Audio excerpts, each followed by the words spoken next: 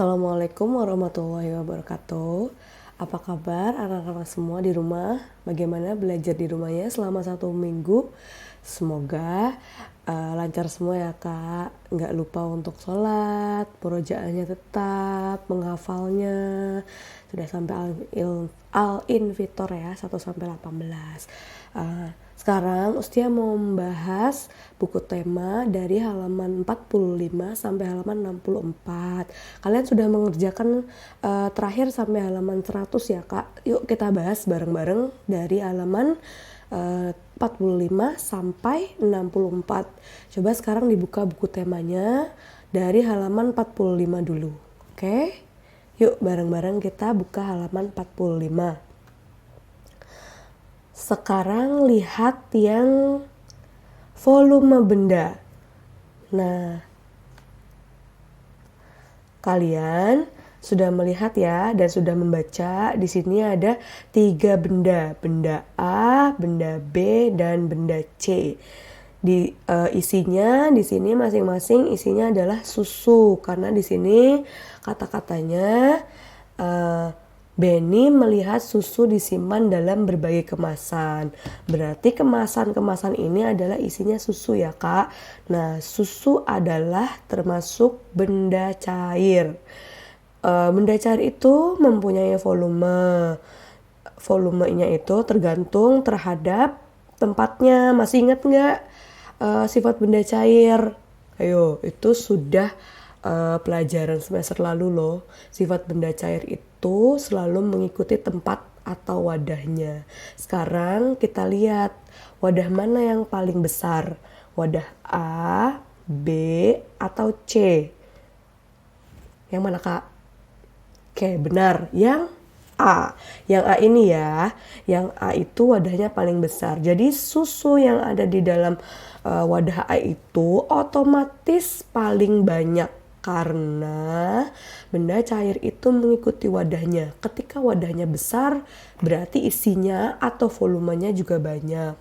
Ketika wadahnya kecil, berarti isinya atau volumenya juga kecil. Nah, di sini volume benda itu sama dengan isi benda. Karena kebanyakan volume itu dimiliki oleh benda cair. Nah, selanjutnya sekarang kita ke halaman berapa? 47 kak. Buka bukunya halaman 47 ya. Kita bahas bareng-bareng. Di sini kalian sudah membaca ya langkah-langkah ini. Langkah pertama, langkah kedua, langkah ketiga, langkah keempat sudah dibaca. Kemudian kita lihat contohnya. Di sini ada botol-botol minumnya Udin, Siti, Edo, Dayu, dan Beni. Nah, botol-botol minum ini akan dituang ke dalam, airnya itu akan dituang ke dalam gelas. Nih, air minum siapa yang paling banyak? Kita lihat. Di sini botol minum Udin, air minum yang ada di botol minum Udin itu dituang di gelas, isinya segini kak. Ini batas air, yang garis biru ini adalah batas air. Isinya hampir 1 gelas penuh ya. Nah, sekarang botol minum Siti. Kita lihat. Ini batas airnya ya kak, hampir malah full 1 gelas penuh. Botol minum Siti 1 gelas penuh kalau dituang ke dalam gelas. Oke. Nah, kemudian Edo, Dayu, dan Beni. Kita lihat ya. Kalian sudah lihat masing-masing isi gelas dari botol minum Edo, Dayu, dan Beni. Sekarang kita lihat halaman 48 ya kak. Yang paling atas ini, yang nomor 5. Nah, botol minum milik siapa memiliki volume paling banyak? Kita lihat. Lihat batas airnya. Batas air yang paling tinggi itu volume airnya paling banyak. Oke, yang mana? Jawaban kalian yang mana? Iya, kalau jawaban Ustia, botol minum yang paling banyak volumenya adalah punya Siti. Ya, karena garisnya batas air ini sudah paling atas, tandanya itu punya Siti air minumnya ketika dituang 1 gelas full. Jadi botol minum milik Siti memiliki volume paling banyak. Kemudian nomor 6. Botol minum milik siapa memiliki volume paling sedikit? Kita lihat lagi, garisnya yang paling rendah itu garis batas airnya punya siapa, Kak? Kita lihat. Jawabannya apa? Kalau Istria jawabannya Edo. Karena garis batas air yang paling rendah itu adalah punya Edo. Oke. Kalau benar di checklist ya, Kak, nanti Ustia tinggal nilai aja ketika masuk sekolah. Oke. Sekarang kita lihat yang bawahnya ya, Kak, masih halaman 48 yang membandingkan volume benda. Nah, kita lihat amati gambar berikut. Lingkari gambar yang memiliki volume paling banyak. Ayo, masih ingat yang tadi? Nah, ini adalah tempat-tempat air minum. Air termasuk benda cair ya, Kak. Jadi tadi sifat benda cair menyesuaikan dengan wadahnya. Ketika wadahnya besar berarti volumenya akan lebih banyak atau lebih besar. Nah, sekarang kita lihat saja di sini mana wadahnya yang paling besar. Ya, betul. Oke, mesti yang otomatis yang galon ya, Kak ya. Di sini ada galon, aqua botol yang besar, aqua botol sedang, kecil.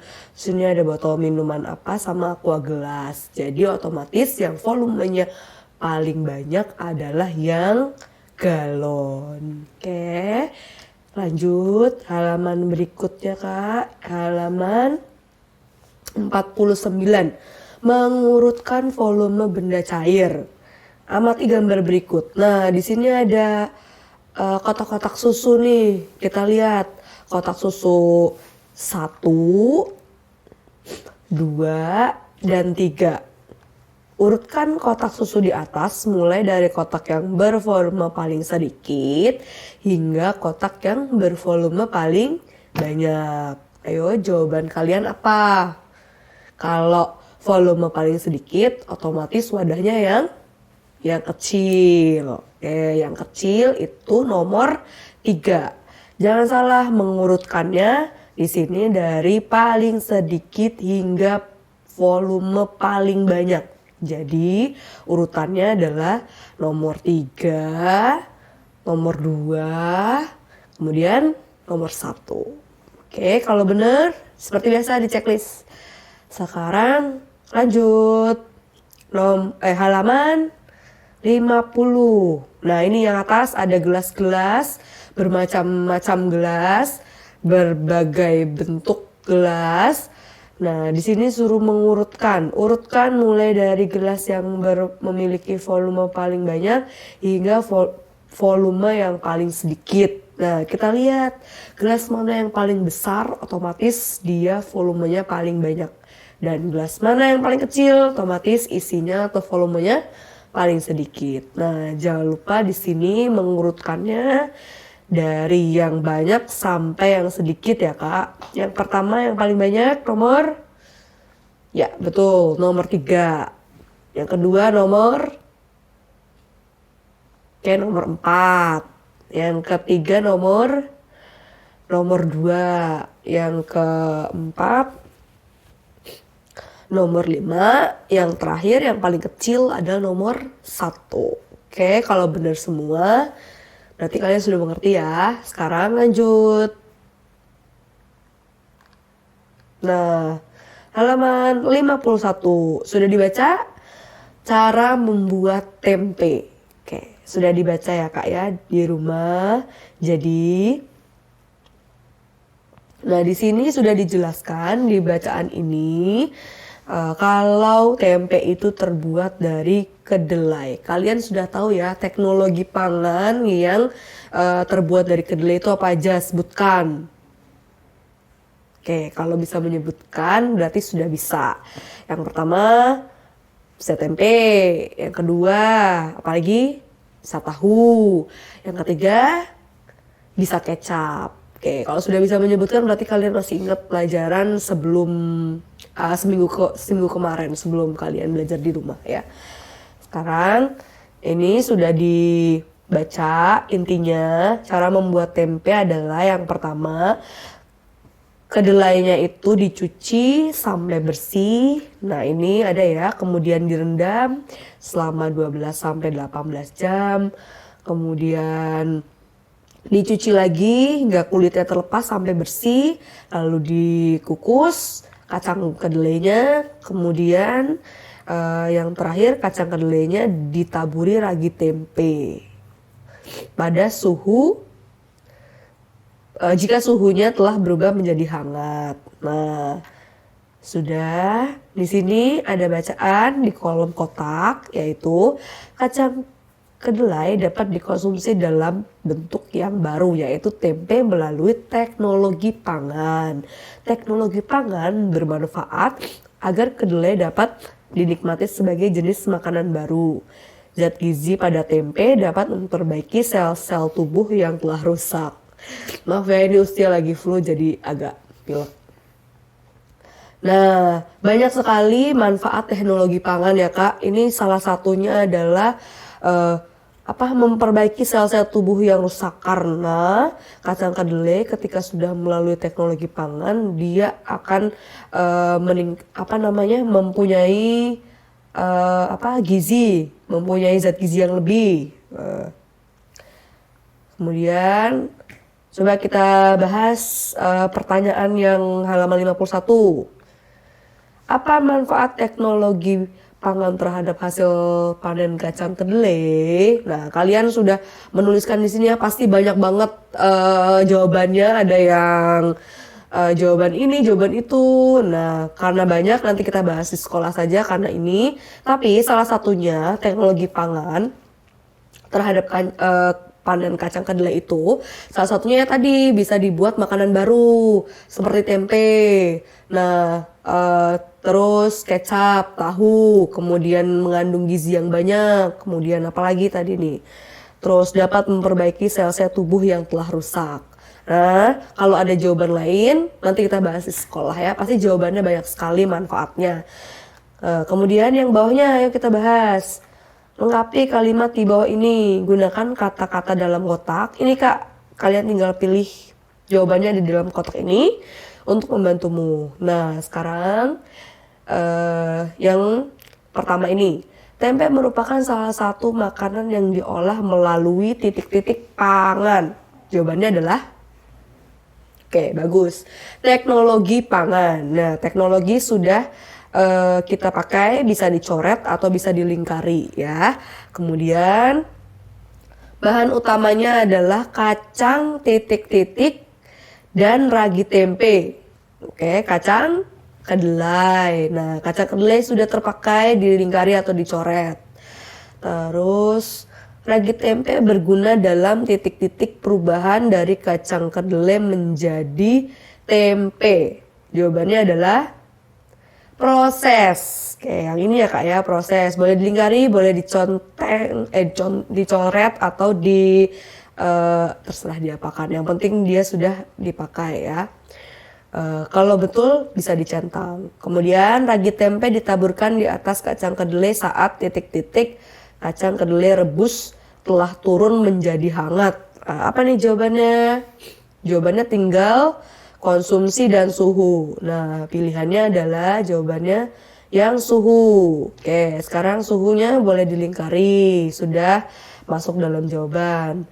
Sekarang selanjutnya, setelah 1 atau 2 hari, kedelai akan berubah menjadi tempe. Titik-titik tempe akan memberikan manfaat yang baik bagi tubuh. Nah, jawaban yang belum dipakai adalah konsumsi. Berarti jawaban terakhir adalah konsumsi ya Kak. Lanjut halaman 54. Tadi 53 ya, sorry Kak. Nah, 54 sekarang kita baca bareng-bareng ya. Kita amati. Di sini Siti, Dayu, Lani, Udin, Edo, dan Beni ikut serta membuat tempe. Mereka bekerja sama menyiapkan proses pembuatan tempe. Udin dan Edo menyiapkan kompor dan panci. Dayu mencuci kacang kedelai dibantu oleh Lani.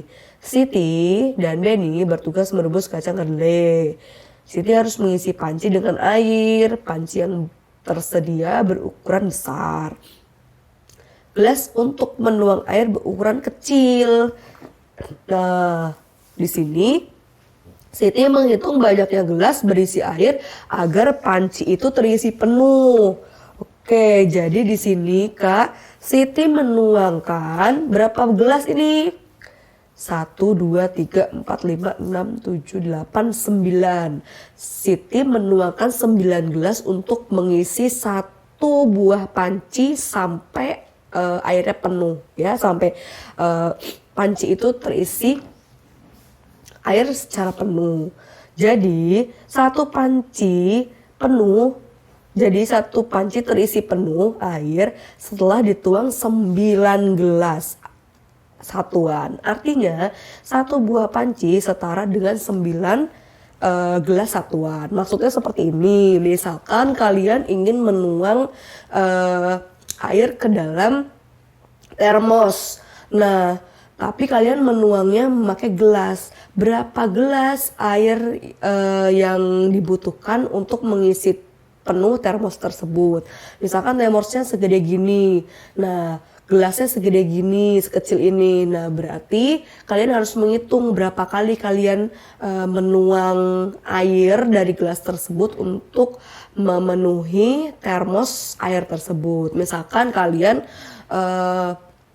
membutuhkan 5 gelas untuk mengisi penuh termos tersebut. Berarti isi termos tersebut itu sama dengan 5 kali gelas atau 5 gelas satuan. Seperti itu ya, mengerti? Atau seperti ini, satu lagi contohnya. Misalkan kalian ingin menuang air ke dalam botol minum kalian nih. Botol minum kalian segini-gini. Besarnya.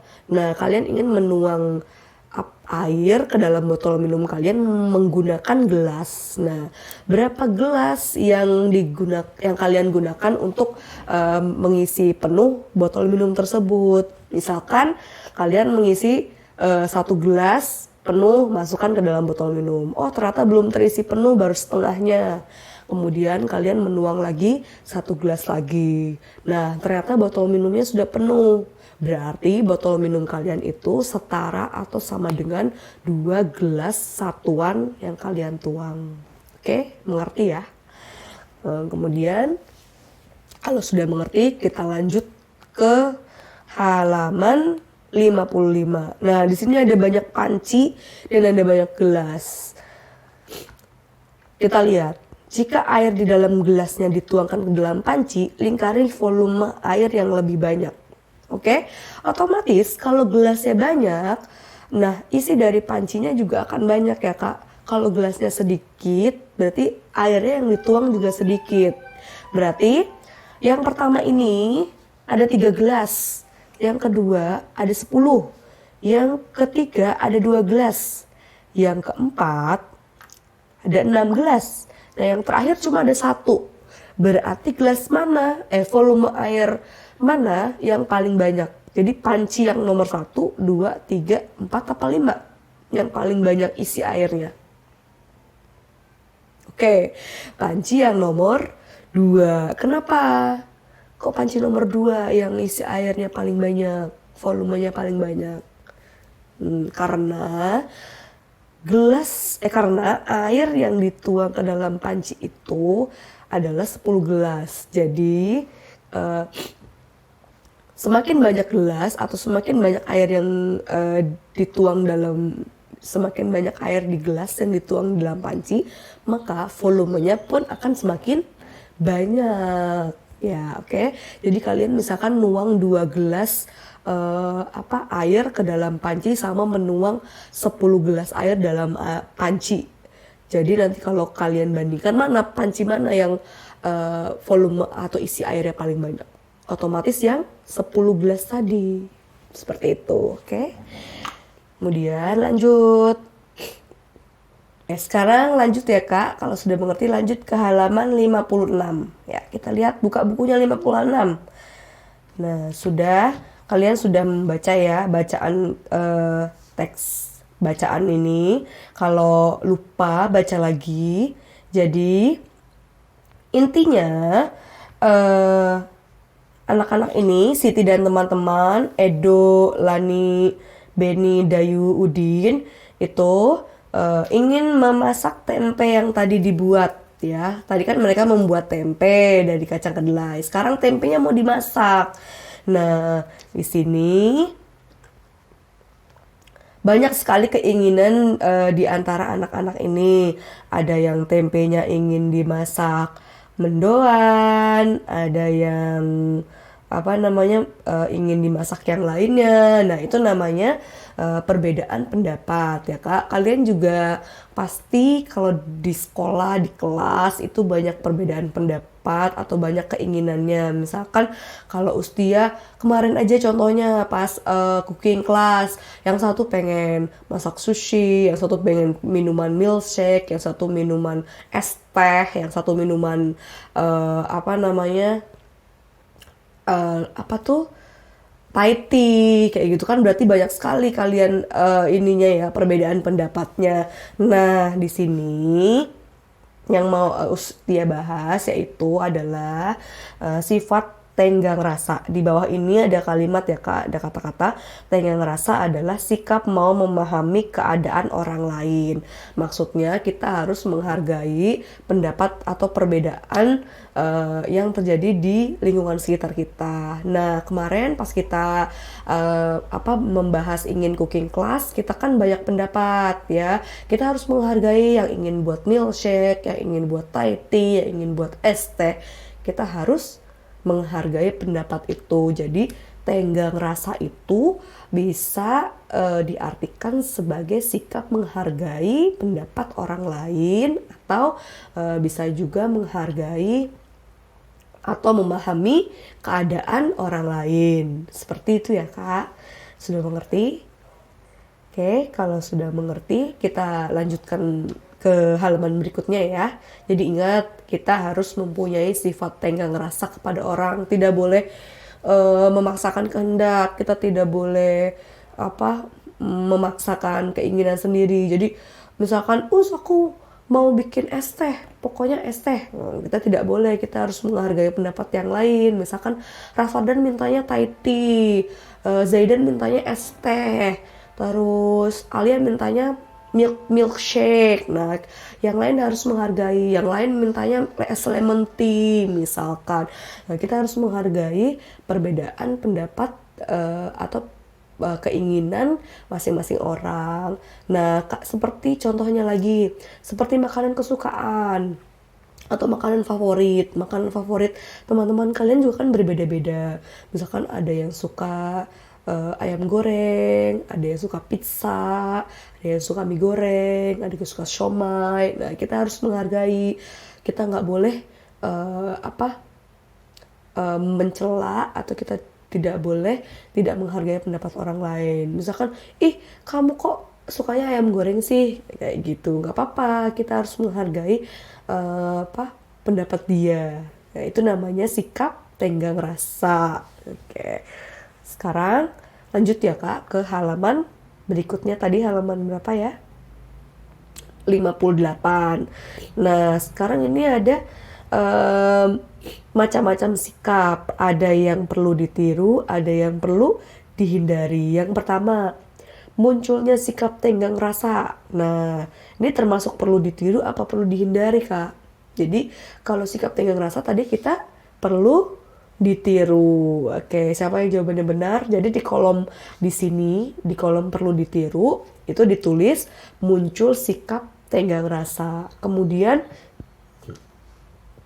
berbeda pendapat. Nah, ini perlu ditiru apa perlu dihindari? Oke, kalian bisa bisa memilih ya.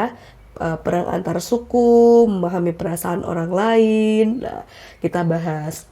Kalau perbedaan pendapat itu sebisa mungkin kita menghindarinya, sebisa mungkin kita menyamakan pendapat agar tidak terjadi pertengkaran ya. Kalian kan biasanya bertengkar karena beda pendapat, yang satu mau ini, yang satu mau ini, akhirnya bertengkar. Tidak boleh. Jadi usahakan berbeda pendapat itu dihindari. Oke, jadi berbeda pendapat ada di kolom perlu dihindari. Kemudian perang antar suku. Wah, apalagi perang ya. Kita tidak boleh perang. Jadi perlu dihindari. Memahami perasaan orang lain. Oke, memahami perasaan orang lain tadi sama saja seperti sikap tenggang rasa. Jadi perlu ditiru. Saling melengkapi satu sama lain. Nah, ini perlu ditiru. Memicu pertengkaran. Memicu pertengkaran tidak boleh ya, harus dihindari. Oke, perlu dihindari yang memicu pertengkaran. Menghargai perbedaan. Nah, kalau menghargai perbedaan sama saja tadi seperti sikap tenggang rasa. Jadi perlu ditiru. Kemudian memaksakan kehendak. Apa sih memaksakan kehendak itu? Memaksakan kehendak itu maksa keinginan. Kehendak itu apa sih, Kehendak itu keinginan. Misalkan kita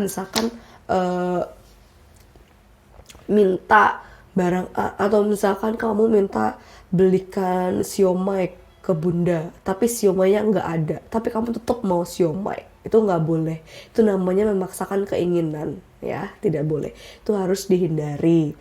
Kemudian memperkaya wawasan. Memperkaya wawasan itu apa sih, Nah, memperkaya wawasan itu sama aja memperluas atau memperbanyak ilmu pengetahuan, atau sederhananya memperbanyak memperbanyak pelajaran. Bisa dari searching dari Google, bisa belajar dari YouTube, bisa mendengarkan Ustia kalau lagi menjelaskan di kelas. Itu namanya memperkaya wawasan atau memperbanyak ilmu. Oke. Yang terakhir adalah tidak mau bersatu. Tidak mau bersatu berarti perlu dihindari apa perlu ditiru, Kak? Iya, otomatis perlu dihindari ya. Kemudian lanjut. Ini ada kata-kata di sini. Sikap yang perlu ditiru memberikan akibat positif atau baik. Sikap yang harus dihindari adalah sikap yang dapat memberikan akibat negatif atau tidak baik. Nah, kalau sikap yang perlu ditiru tadi itu nanti akan berakibat baik dan membawa akibat yang positif untuk kalian, atau membawa membawa hal baik kepada kalian. Tapi kalau tadi sifat yang harus dihindari itu nanti akan sifat yang dapat memberikan akibat negatif atau akibat yang tidak baik terhadap kalian. Oke, lanjut halaman 62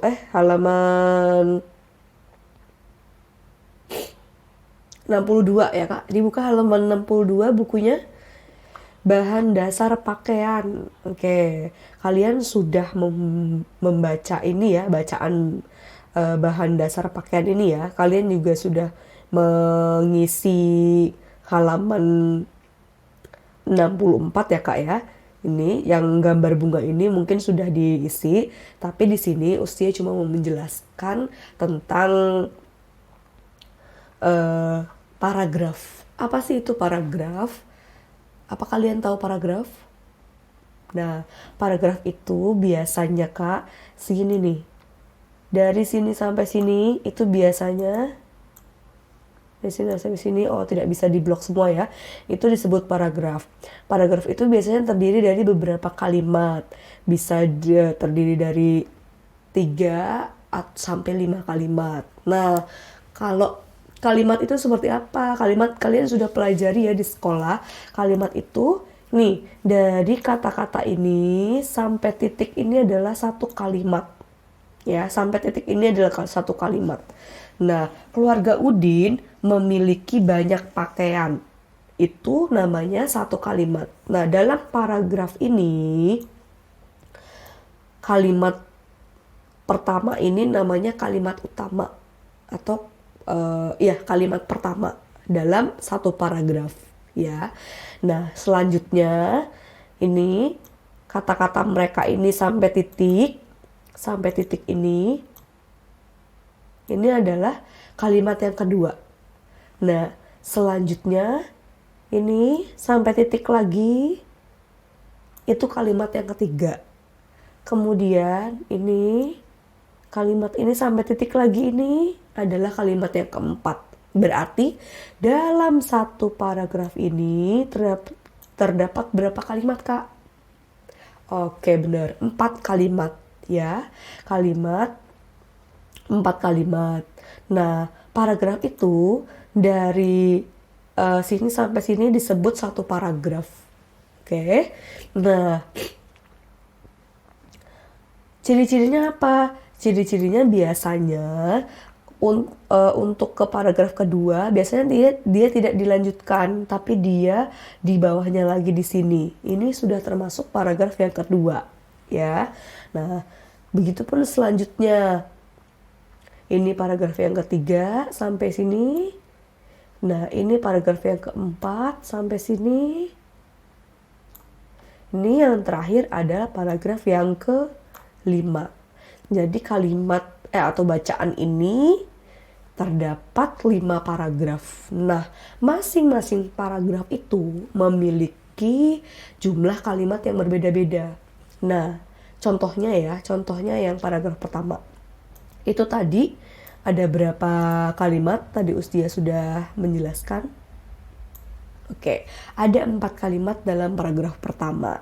Nah, paragraf kedua, nah ini kan agak lebih panjang ya Kak ya. Nah, kalian hitung nanti ada berapa kalimat dalam satu paragraf ini.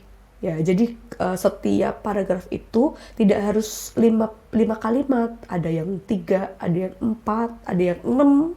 Berbeda-beda ya Kak ya.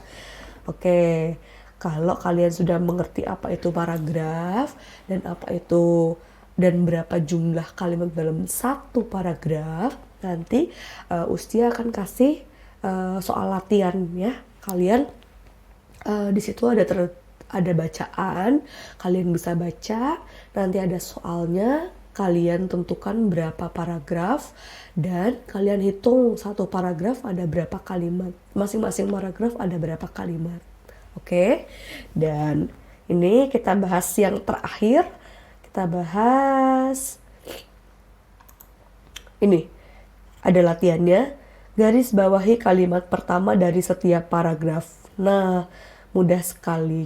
Kalimat pertama dalam satu paragraf ya kalimat yang paling depan ya Kak, kalimat yang awal, kalimat yang pertama. Nah, kalau yang paragraf pertama yang ini kalimat pertamanya, sampai keluarga Udin memiliki banyak pakaian sampai titik.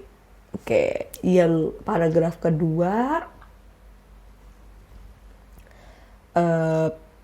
ininya apa? Kalimat pertamanya yaitu nih, dari pakaian keluarga sampai domba sampai titik. Pakaian keluarga Udin yang terbuat dari pakaian keluarga Udin ada yang terbuat dari kapas dan bulu domba. Nah, untuk paragraf ketiga itu kalimat pertamanya ini, dari Ibu Udin memiliki kain tenun yang terbuat dari serat sutra. Dari ibu sampai sutra titik. Sampai titik. Kemudian yang paragraf keempat, nih kalimat utamanya adalah kalimat pertamanya yang ini. Berbeda dengan Udin, pakaian orang-orang zaman dahulu terbuat dari kayu dan kulit. Nah, ini kalimat pertama dari dalam paragraf keempat. Sekarang paragraf terakhir. Nah, semua bahan dasar pakaian terdapat di alam. Nah, itu adalah paragraf terakhir ya. Kalimat pertamanya hampir semua dasar pakaian terdapat di alam. Jadi, bacaan ini ada berapa paragraf, Kak? Ada 5 paragraf. Nah, masing-masing paragraf memiliki jumlah kalimat yang berbeda-beda. Kalian bisa hitung masing-masing paragraf berapa jumlah kalimatnya. Oke. Nah, segitu saja pembahasan dari Ustia. Sudah panjang lebar dari halaman 45 sampai 64. Jadi kalian kalau yang salah nanti bisa dibetulkan, tapi bisa dipelajari kembali ya Kak ya untuk yang berikutnya. Jadi jangan lupa nanti sehabis pembahasan ini nanti kalian akan Ustia kasih soal. Di situ ada pertanyaannya, nanti ditulis di buku tema. Segitu saja dari Ustia, semoga sehat selalu. Jangan lupa cuci tangan sebelum makan. makan, dan selalu minum obat kalau yang sakit, jaga kesehatan supaya terhindar dari virus corona. Dan jangan lupa selalu sholat 5 waktu, kemudian diisi kendali sholatnya, murojaah, dan menghafal hafalan. Oke, segitu saja dari usia. Sekian. Assalamualaikum warahmatullahi wabarakatuh.